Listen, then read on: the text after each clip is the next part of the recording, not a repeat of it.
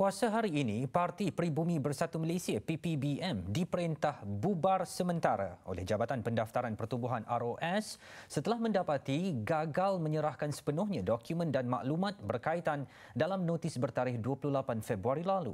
Menurut Ketua Pengarahnya Surayati Ibrahim, parti itu bagaimanapun diberi tempoh 30 hari untuk menghantar semua dokumen yang diperlukan selain mengemukakan rayuan sebelum tempoh berkenaan berakhir. Menurut Seksyen 14 dalam Kurungan 5 Akta Pertubuhan 1966, pihak PBBM telah sebelum ini dikendaki menjawab dan menyerahkan kepada pihak saya maklumat-maklumat dan juga dokumen-dokumen seperti mana yang dinyatakan di dalam perintah menerusi notis bertarikh 28 Februari 2018. Notis di bawah Seksyen 14 dalam Kurungan 2 yang dikeluarkan tersebut adalah menurut suatu notis statutori berdasarkan kuasa pendaftar menurut Akta Pertubuhan 1966.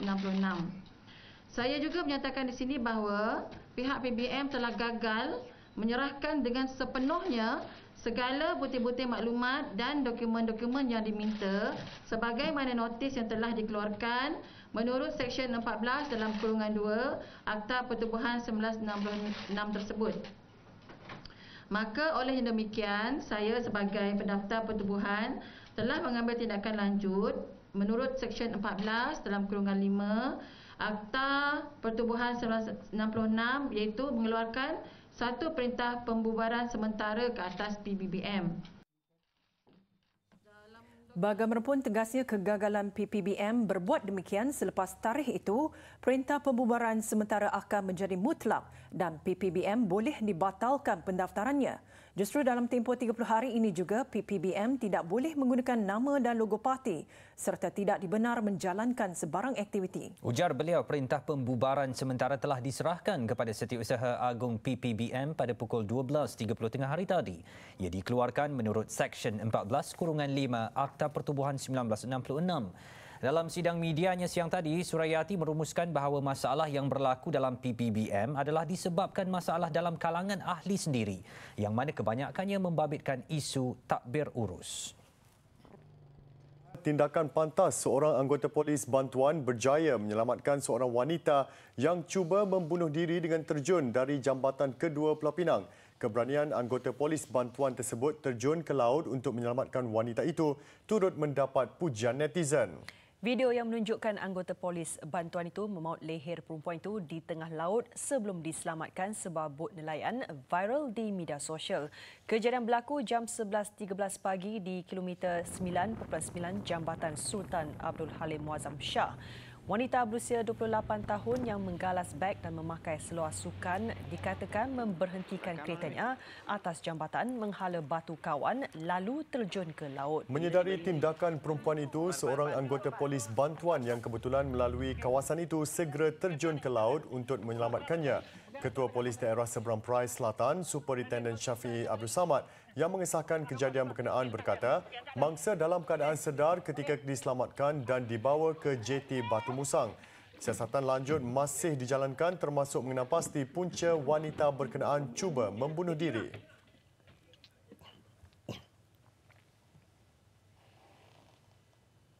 Pelajar yang dipercayai merelakan dirinya dipukul ketika menyambut hari lahir di sebuah sekolah di Shah Alam, Selangor sudah membuat laporan polis berhubung kejadian itu. Ketua Polis Daerah Shah Alam, Asisten Komisioner Baharudin Mat Taib berkata mangsa membuat laporan di Balai Polis Seksyen 9 pada 8.53 malam semalam. Tambah beliau, hasil siasatan awal mendapati kejadian berlaku pada Februari lalu. Pihak sekolah sudah mengenal pasti kesemua pelajar terbabit serta siasatan terperinci sedang dijalankan. Kes disiasat mengikut Seksyen 148 Kanun Keseksaan kerana musuh. Video yang tular di media sosial menunjukkan seorang pelajar tingkatan 5 sebuah sekolah dipercayai merelakan dirinya di belasah sekumpulan rakannya ketika menyambut hari lahirnya. Menerusi rakaman video berdurasi 29 saat yang tular di media sosial itu, kira-kira 8 pelajar lain menyanyikan lagu Selamat Hari Jadi kepada rakan mereka di dalam kelas sebelum bertindak memukulnya. Selain ditendang, pelajar terbabit turut dipukul oleh beberapa rakannya dengan menggunakan batang penyapu. Sambutan sedemikian dipercayai tradisi bagi segelintir pelajar di sekolah itu. Ikon televisyen Bill Cosby boleh dijatuhi hukuman penjara sekurang-kurangnya 10 tahun selepas didapati bersalah melakukan serangan seksual pada 2004. Pelakon komedi berusia 80 tahun itu dibenar diikat jamin $1 juta Amerika sementara menanti hukuman diputuskan. Dia didapati bersalah di atas 3 pertuduhan iaitu setiap kesalahan membawa hukuman penjara 10 tahun. Cosby dilepaskan dengan ikat jamin namun perlu berada di Pennsylvania sehingga hukuman ditetapkan. Jika diheret ke dalam penjara, ia disifatkan sebagai hukuman mati bagi Cosby yang kini dalam keadaan uzur serta mengalami masalah penglihatan. Cosby yang dahulunya terkenal setelah menjadi pelakon kulit hitam pertama bersiaran pada waktu puncak, memperkosa kaki tangan Universiti Temple Andrea Constant serta menggunakan dadah di kediaman mewahnya di Philadelphia 14 tahun lalu. Kapal peninjau minyak terbakar di perairan berdekatan Kuala Baram, Sarawak awal pagi tadi. Seramai 38 anak kapalnya berjaya diselamatkan manakala gerakan mencari dan menyelamat seorang lagi yang masih hilang giat dijalankan. Pusat Operasi Agensi Penguatkuasaan Maritim Malaysia menerima isyarat kecemasan yang dikesan dari perairan Kuala Baram pada jam 3.15 pagi. Sebuah bot bersama 6 anggota diarah ke lokasi bagi mengenal pasti punca isyarat kecemasan. Setengah jam kemudian, sebuah kapal Ocean Jaws didapati sedang terbakar dan semua kru telah terjun ke laut menyelamatkan diri. Api dipercayai tercetus daripada letupan di bilik enjin sebelum merebak ke bahagian lain kapal. Kebakaran berjaya dikawal pada jam 8 pagi tadi dengan bantuan 2 buah kapal lain. Pemeriksaan mendapati 38 kru kapal selamat. 2 daripada mereka ialah Muhammad Hafiz Ismail yang cedera akibat melecur manakala Khairul Ismail yang luka di dahi, bibir dan muka. Kedua-dua mangsa telah diberikan rawatan awal dan dihantar ke Hospital Miri untuk rawatan lanjut. Parlimen secara rasminya akan dibubarkan esok bagi memberi laluan kepada pilihan raya umum ke-14 yang disifatkan Perdana Menteri bapa segala pilihan raya diadakan. Datuk Seri Muhammad Najib Tun Razak ketika mengumumkannya berkata pembubaran parlimen itu telah mendapat perkenan Yang di-Pertuan Agong Sultan Muhammad V. Saya ingin memaklumkan kepada seluruh rakyat Malaysia bahawa saya telah pun menghadap ke bawah duli Yang Maha Mulia Seri Paduka Baginda Yang di-Pertuan Agong ke-15 Sultan Muhammad V dan menyembah warkah kepada Baginda memohon perkenan supaya Parlimen ke-13 dibubarkan pada hari Sabtu 7 April 2018. Sehubungan dengan itu, selaras dengan peruntukan perkara 55 Perlembagaan Persekutuan, Baginda telah pun memperkenankan bagi Parlimen ke-13 dibubarkan berkuat kuasa pada hari Sabtu 7 April 2018. Perdana Menteri membuat ucapan khas itu di pejabatnya di bangunan Perdana Putra Putrajaya. Ia disiarkan secara langsung menerusi siaran televisyen dan media dalam talian pada jam 12 tengah hari. Turut hadir Timbalan Perdana Menteri Datuk Seri Ahmad Zahid Hamidi serta Menteri-Menteri Kabinet. Dengan pembubaran parlimen itu, secara tradisinya langkah sama turut perlu dilakukan di peringkat Dewan Undangan Negeri supaya pilihan raya umum boleh dibuat serentak seluruh negara. Saya menasihatkan kepada ketua-ketua kerajaan negeri yang berkenaan untuk menghadap ketua-ketua negeri mereka bagi mendapatkan perkenan pembubaran Dewan Undangan Negeri masing-masing supaya pilihan raya umum peringkat Parlimen dan Dewan Undangan Negeri dapat diselaraskan secara serentak di seluruh negara. Sarawak bagaimanapun terkecuali daripada mengadakan PRN kerana ia telah diadakan pada 7 Mei tahun lalu. Susulan pembubaran parlimen itu, Suruhanjaya Pilihan Raya SPR perlu menetapkan tarikh pilihan raya diadakan. Perkara 55/4 Perlembagaan Persekutuan menetapkan PRU mesti diadakan dalam tempoh 60 hari daripada tarikh pembubaran parlimen. PRU 14 adalah yang kedua di bawah kepimpinan Datuk Seri Najib yang akan memimpin Jentera Barisan Nasional selepas mengambil alih jawatan Perdana Menteri daripada Tun Abdullah Ahmad Badawi pada 3 April 2009. Pada pilihan raya kali ini, 14.8 juta rakyat layak mengundi. Pada PRU ke-13, BN menguasai 130 kerusi parlimen, pembangkang 88 kerusi dan 2 kerusi dimiliki calon bebas. Terdahulu pada 11 pagi, Datuk Seri Najib mempengerusikan mesyuarat mingguan Kabinet yang terakhir bagi Parlimen ke-13. Kenderaan rasmi Perdana Menteri dirakam memasuki bangunan Perdana Putra kira-kira 8.40 pagi. Sebelum itu, kenderaan membawa timbalan Perdana Menteri dan Menteri-Menteri Kabinet turut kelihatan memasuki bangunan berkenaan untuk menghadiri mesyuarat terbabit. Dan bagi menjawab spekulasi menyatakan akan timbulnya tsunami Melayu pula, ini jawapan beliau.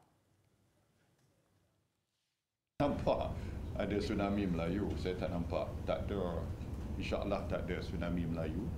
Sebab tiap-tiap kali pilihan raya macam itu pembangkang wawarkan ubah slogan ini kalilah tak berlaku perubahan kerajaan. Jadi kita tak naklah pengundi ini tertipu sekali lagi. Banyak kali dah mereka tertipu sebab tiap-tiap kali ada pilihan raya mereka akan cuba mewawarkan sesuatu untuk memenangi ataupun meraih sokongan rakyat. Suspek yang menembak mati seorang pensyarah warga Palestin di setapak Kuala Lumpur awal pagi tadi dipercayai mempunyai kaitan dengan organisasi perisikan sebuah negara. Timbalan Perdana Menteri Datuk Seri Ahmad Zahid Hamidi yang juga Menteri Dalam Negeri berkata kedua-dua suspek adalah warga Eropah. Beliau adalah pakar dalam bidang roket dan mungkin kematian beliau ini ada kaitan dengan sebuah intelligence perisikan dari negara luar yang mungkin mengesyaki bahawa beliau mempunyai saham dari segi sumbangan untuk melatih pada juri KL atau menjadi liability kepada sebuah negara yang bermusuhan dengan negara Palestin. Tetapi kita sebagai sebuah kerajaan tentunya kita merasakan bahawa kejadian itu berlaku di negara kita dan apatah lagi Dr. Fadi adalah seorang pemastartin tetap di negara kita. Sehubungan itu, polis kini menjalankan siasatan dari segenap aspek dan bekerjasama dengan polis antarabangsa, Interpol dan polis ASEAN, ASEANAPOL bagi menjejaki dua lelaki itu.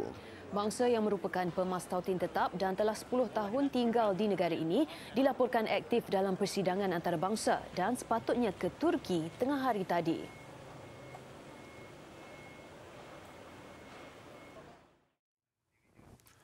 Dalam kejadian awal pagi tadi, dua suspek yang menembak mati pensyarah terbabit dipercayai menunggu mangsa keluar dari kondominiumnya selama 20 minit.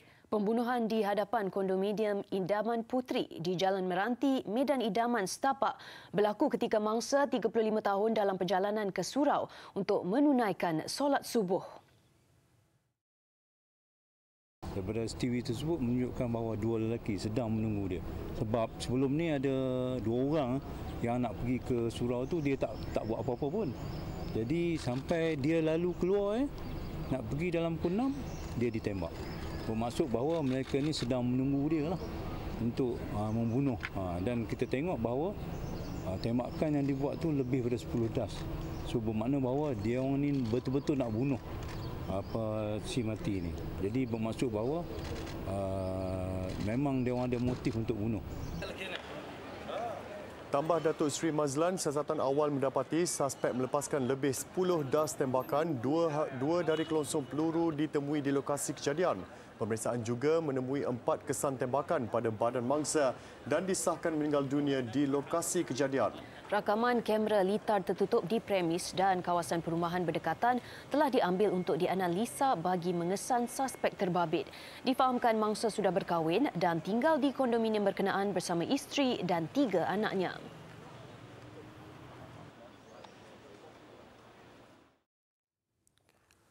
Sementara itu, Datuk Seri Mazlan ketika ditanya lanjut sama ada terdapat elemen pengganas dalam kes pembunuhan itu, ini jawapan beliau. Sini ada terlibat unsur IS tak? No, kita tak boleh nak kata IS lagi sebab apa? Kita sedang siasat. Jadi ada pihak polis akan siasat tadi pada sudut ini? Kita akan siasat semua all angle.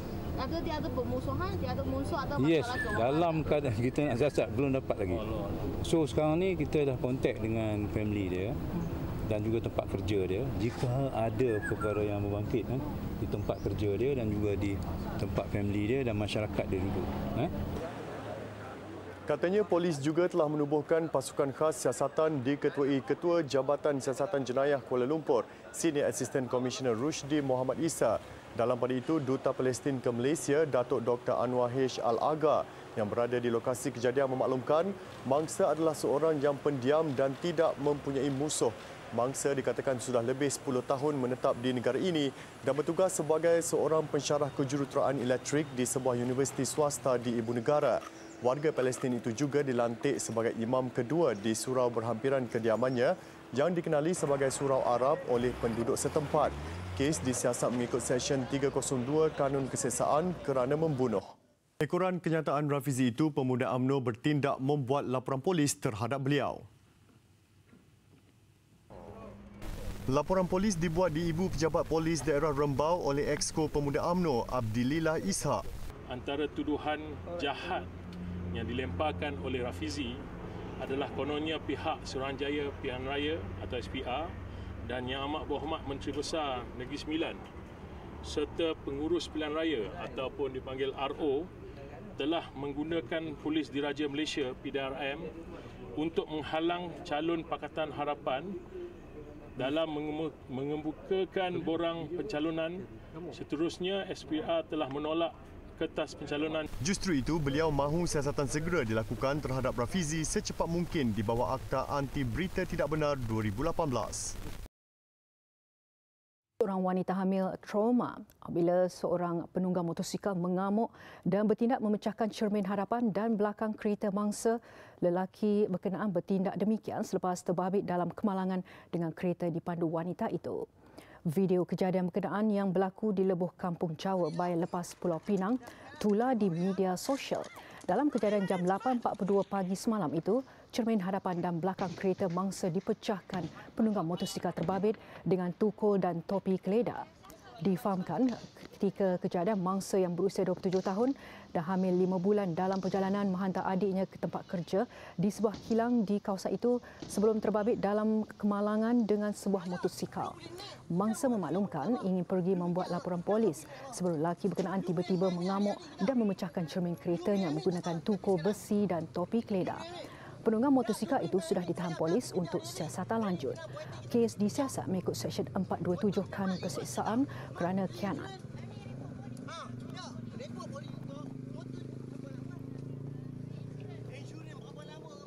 Datuk Lee Cheng Wei dan bergu wanita negara Chow Mei Kwan Vivian Hu boleh dikatakan menyelamatkan maruah kontingen Malaysia apabila berjaya menyumbang 2 pingat emas terakhir negara dalam acara badminton di Tamasya Sukan Commonwealth 2018. Kejadian itu sekaligus telah membantu Malaysia mencapai sasaran 7 pingat emas iaitu melebihi pencapaian 6 emas ketika edisi 4 tahun lalu di Glasgow, Scotland. Dan Malaysia menamatkan kempen Tamasya 2018 di tempat ke-12 dengan pungutan pingat 7 emas, 5 perak dan 12 gangsa. Laporannya kita bersama Imelana Esa di Gold Coast.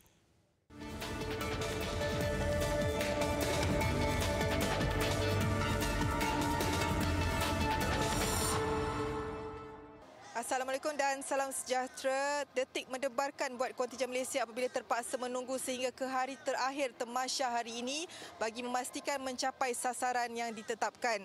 Datuk Lee Cheng Wei bangkit menebus kehampaan tewas kepada pemain India K. Sirikan ketika beraksi dalam acara berpasukan 9 April lalu. Pada aksi final perseorangan lelaki, Sirikan bermula baik mendahului set pertama dengan keputusan 21-19. Namun, sorakan padu penonton Malaysia yang hadir memberi sokongan kepada Datuk Lee Lee Chong Wei menaikkan semangat beliau untuk bangkit mengheret perlawanan ke set penentuan selepas menang 21-14 pada set yang kedua. Di dalam set penentuan, sirikan mula goyah dan Datuk Chong Wei tidak melepaskan peluang menamatkan perlawanan 21-14. Sudah pasti ini satu kebanggaan buat negara, apatah lagi melihat Datuk Chong Wei berusaha mengatasi corak permainan sirikan yang 11 tahun lebih muda daripadanya. Kemenangan ini juga membolehkan Datuk Lee Chong Wei menyamai rekod 5 pingat emas yang dimiliki bekas pemain bergu lelaki negara, Koo Kim Kiat. Ini juga merupakan penyertaan terakhir Datuk Chong Wei di Tamasya Sukan Commonwealth. Skuad badminton negara tidak berhenti setakat di situ sahaja. Giliran bergu wanita negara Chow Mei Kwan dan Vivian Hu pula memastikan meraih pingat emas yang ke-7 kontingen Malaysia. Menentang bergu England Lauren Smith dan Sarah Walker, ternyata Smith dan Walker bukan tandingan setara Vivian dan Mei Kwan. Bergu negara ini menguasai permainan sejak awal lagi, terus menamatkan perlawanan dengan keputusan set 21-12, 21-12. Sudah pasti ini satu pencapaian yang baik buat Chow Mei Kwan yang baru beberapa bulan digandingkan bersama dengan Vivian Hu. Sementara Vivian Hu pula melahirkan rasa gembira berjaya mempertahankan pingat emas yang diraih 4 tahun lalu di Glasgow.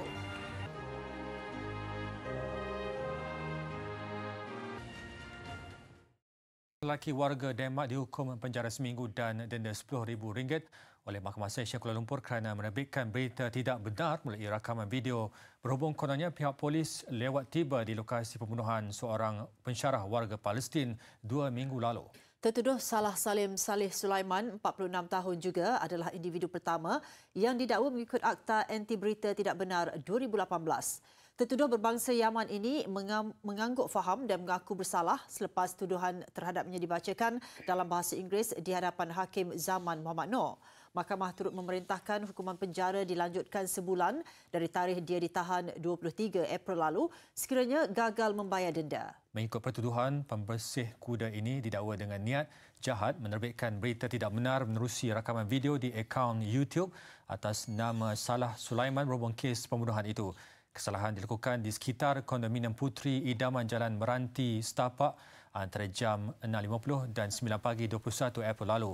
Pendakwaan mengikut subsection 4-1 Akta Anti Berita Tidak Benar 2018 yang memperuntukkan denda maksimum RM500,000 atau penjara sehingga 6 tahun atau kedua-duanya. Dalam prosiding itu juga, tertuduh turut memohon maaf kepada rakyat Malaysia dan memaklumkan tidak tahu undang-undang negara ini. Mahkamah turut mengarahkan video itu dipadam dari laman YouTube.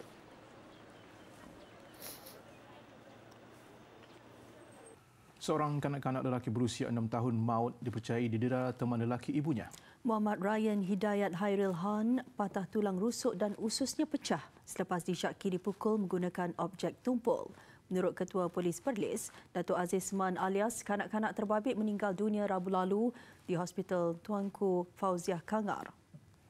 Kecederaan serius dialami mangsa itu terbongkar hasil bedah siasat yang dijalankan oleh pakar patologi di Hospital Sultanah Bahia Al-Usta. Laporan bedah siasat menunjukkan mangsa maut selepas mengalami kecederaan dalaman yang serius. Susulan kematian Muhammad Ryan, polis menahan ibu mangsa berusia 31 tahun dan teman lelakinya 26 tahun petang semalam selepas menyerah diri di pejabat polis daerah Kangar. Suspek lelaki mempunyai 12 rekod lampau atas pelbagai kesalahan dan kebanyakannya membabitkan kes curi motosikal. Kedua-duanya kini direman seminggu untuk siasatan lanjut.